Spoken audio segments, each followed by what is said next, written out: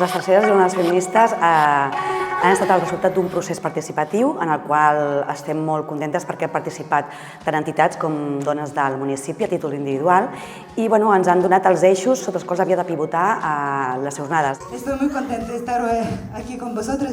Aquests eixos són coeducació, violències masclistes i estereotips de gènere a través de tallers, de xerrades, d'espectacles, de música, una mica tot un ampli ventall d'activitats.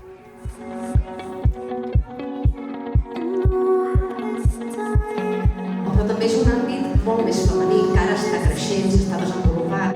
Les jornades feministes, de fet, van néixer el 2020. Van sortir per un grup de noies informal que es deia l'Espai Lila, que portàvem tot l'any fent formacions i trobades aquí al Casal de Joves. Hi ha més víctimes de temes prescrits que estan exigint a l'Estat que és un tipus de reparació. Això és com un learning by doing, no és un aprenentatge. Llavors, des de les primeres jornades que anem intentant implementar aquest coneixement a les posteriors.